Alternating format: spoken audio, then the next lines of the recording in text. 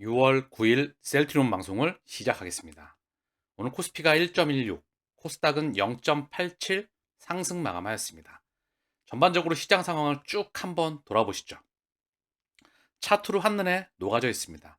오늘 증시의 상승은 삼성전자와 SK하이닉스, 반도체 섹터가 상승으로 끌었습니다. 삼성전자가 1.55, SK하이닉스가 5.20, 상승폭이 크죠? 아마도 올해 하반기에 반도체로도 자금이 올 확률이 높다고 생각을 하네요. 여기서 박스권에 있다가 다시 물량 소화하고 올라갈 확률이 높다. 2차 전지는 한 타임 쉰다. 외국인이나 기관들은 2차 전지를 담기에 부담스러울 수가 있습니다. 개인들은 올라가고 있으니까 더 담을 생각을 하겠죠. 그러나 외국인과 기관들은 차익 실현을 하고 반도체 섹터, 엔비디아를 비롯한 현재 테크와 기술주들의 자금이 몰리고 있죠. 미국 증시에서도. 한국 증시에서도 반도체 섹터로 자금이 몰릴 확률이 높다. 그리고 그 기반 아래서 반도체가 일정 기간 안정권에 접어들었을 때 제약 바이오 섹터로 넘어올 확률이 크다고 생각을 합니다. 국내 증시에 자금이 갈 데가 많지가 않아요. 자, 삼성전자, SK하이닉스 상승을 이끌었고요. 그리고 자, 2차 전지만 볼게요. 2차 전지도 나쁘진 않았어요, 오늘요. 먼저 포스코 푸치엠 0.39. 자, 워낙에 가파르죠? 이거를 외국인과 기관이 다시 끌어올려서 이 고점을 돌파하기에는 부담스러울 수 있습니다. 이들 입장에서 말입니다. 개인들은 담을 수 있겠죠. 그러나 누가 보기에도 굉장히 부담스러운 가격대로 가 있어요. 한 타임 쉬어야 아구가 맞습니다. 쉰 다음에 당연히 고점 돌파가 나오겠죠. 2차 전지 섹터 왜 그럴까요? 전 세계 전기차 비중이 아직까지 폭발적으로 미미하죠. 성장할 섹터가 많기 때문입니다. 다만 그동안에 먼저 선반영해서 달렸기 때문에 한 타임 쉰다고 언급을 드리는 거예요. 가격이 빠지고 빡빡 기고 있을 때 그때는 매입 기회라고 말씀을 드렸죠. 지금은 아니다. 자, 그리고 LNF 볼게요. LNF도 한 타임 쉬고 있고요. 에코프로 BM 오늘 0.19 약보합. 얘도 한 타임 쉬어야 됩니다. 그래야 더 건강하게 더 시가총액이 커질 수가 있어요. 다만 이제 매출액이 조 단위가 넘었기 때문에 예전 같은 파괴력은 쉽지가 않겠죠. 그러나 끊임없이 안정적으로 성장권에 들어왔다 볼 수가 있겠습니다.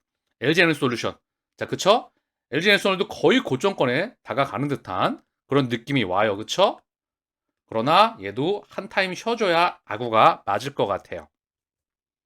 그리고 삼성 SDI. 삼성 SDI도 마찬가지죠. 자, 카카오와 네이버는 심박동이 아예 죽어 있습니다. 카카오 예전에 셀트리온 모습과 똑같죠? 완전히 죽어 있어요. 얘가 완전히 쉬고 있지만 어느 순간에 얘도 자금이 올 수 있습니다. 다만 쉬고 있는 거다. 네이버도 거의 심박동이 죽어 있습니다. 그쵸? 자, 그럼 오늘 셀트리온 헬스케어, 셀트리온 삼형제 흐름을 좀 볼게요. 셀트리온은 오늘 0.48 강보합권.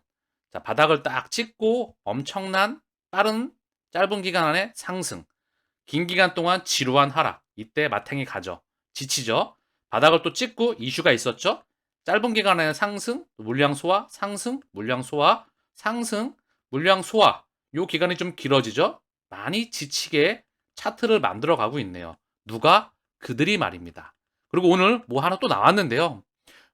셀트리온 홀딩스에 대해서 또 나왔는데 지긋지긋합니다. 서정진 회장이 복귀했으니까 참 많이 나와요. 찌라시가. 뭐 찌라시부터 해서 좀 그렇지만 뭐 공중파에서 나왔으니까 찌라시래 좀 그렇고 뭐 어쨌든 자, 그 내용은 조금 이따 볼 수 있도록 하고요. 여기 상승, 물량 소화, 상승, 물량 소화. 요 안에서 다시 소화하고 올라갈 확률이 높다. 하반기에 말입니다. 지치지 마시고 오히려 떨어지면은 물량 모아갈 수 있는 기회로 모아가시기 바랍니다. 원래 2년 반에서 3년 물량 모아가고요. 1년 안에 상승 나오고 물량 넘기고 다시 한번 50% 비중 안에서 동행한다. 그 50% 가지고 떨어진 거. 이때 또 떨어진 게 바닥에 있을 게 있겠죠. 그게 장기 동행의 기본입니다. 자, SBS에서 단독 셀트리온 간파값 2배로 오늘 회사 이익 쑥.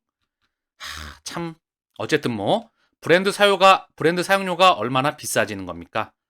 올해부터 2배 오릅니다. 셀트리온 홀딩스는 셀트리온 로고 등 상표를 사용하는 대가로 계열사 5곳으로부터 브랜드 사용료를 받고 있는데요. 하지만 올해부터 이 사용료율이 0.2% 오릅니다. 셀트리온 그룹이 브랜드 사용도를 올린 건 이번이 처음입니다. 어쨌든 홀딩스 관계자는 처음 올린 건 맞는데 요 링상법과 인상 이유는 밝힐 수 없다. 뭐 이렇게 하면서 올해는 단순 계산으로 50억 원대까지 늘어날 것으로 보입니다. 뭐 어쨌든 요 부분에 대해서 중요한 건 간파값 2배로 오너 회사 이익 쑥. 어쨌든 뭔가 좀 그래요. 저는 이런 거 보면 그냥 크게 신경 쓰지 않습니다. 우리가 신경 써야 될 건 뭐죠? 뭘까요? 실적이죠. 3, 4합병 잘 진행될 수 있을지, 램시마 SC 신약 허가 나올지, 유플라이마 출시해서 PBM사에 등재될지, 그리고 실적 증가 기반 아래 자금이 오는지 이것만 보면 됩니다. 이 부분은 회사에, 우리 주가에 크게 영향을 미치지 않습니다.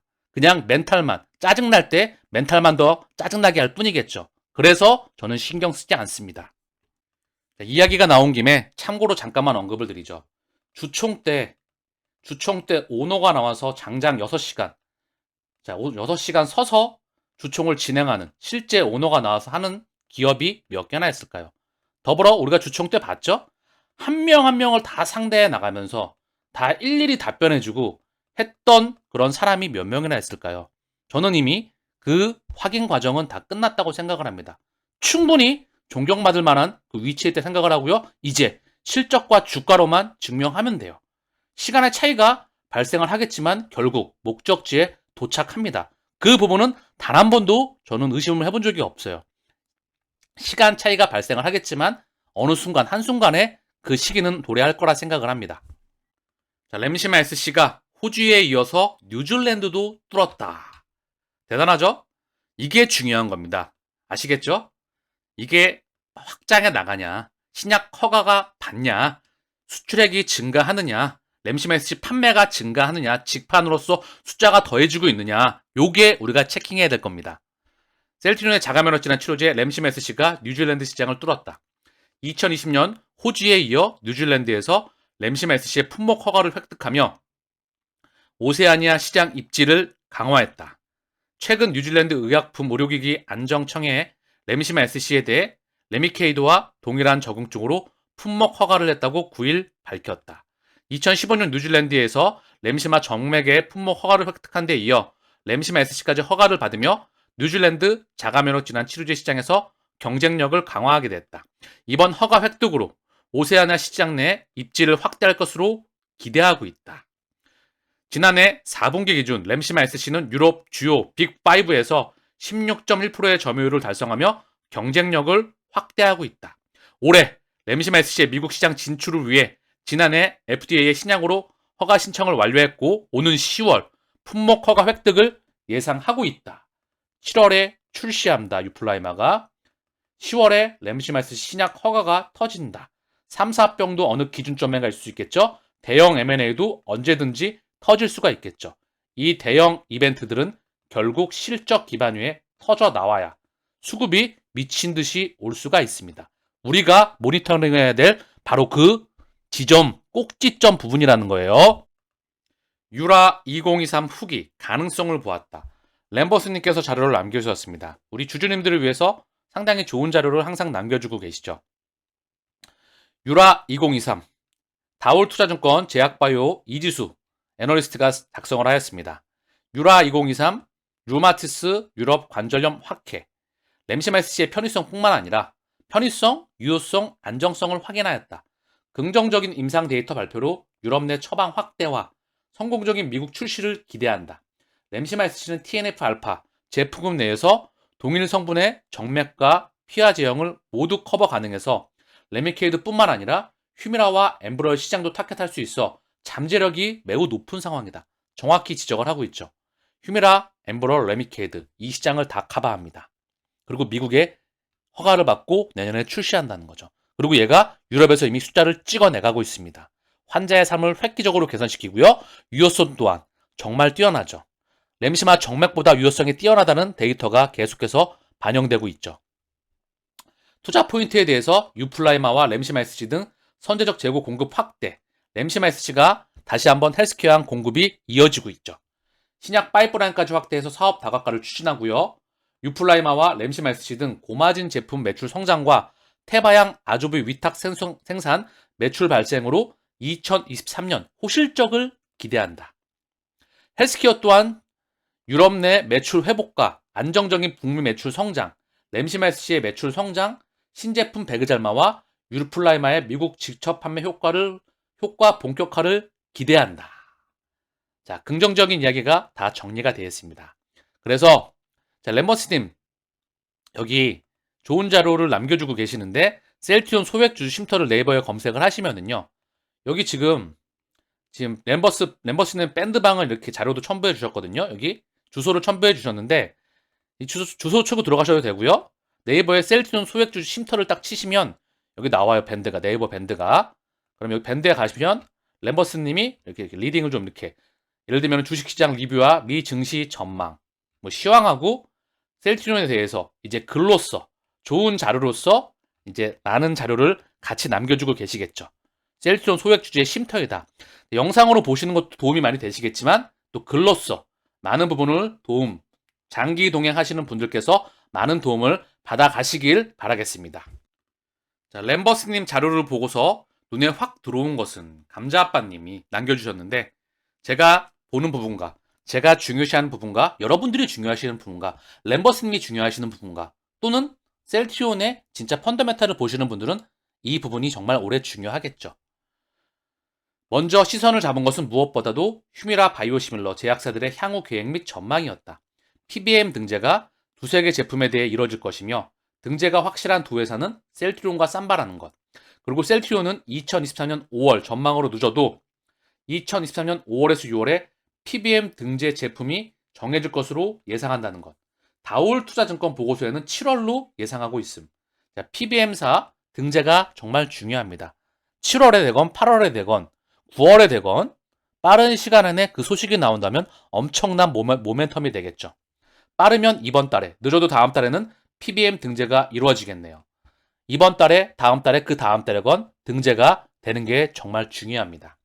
주요 PBM사 세 곳인 CVS, 익스프레스 스크립트, 그 다음에 옵티먼 RX에 이어서 각각 이 세 가지 등재되는 것이라면 PBM 등재 이벤트가 최소 3번이나 있네요. 이게 제가 알기로는 낭만의 핑크께서 말씀해 주셨는데 요게 CVS인가요? 요게 올해 시그마, 그쵸? 시그나죠, 시그나. 요 부분이 곧 조만간 다가올 것 같은데요. 지켜봐야 되겠죠. 어쨌든 중요한 건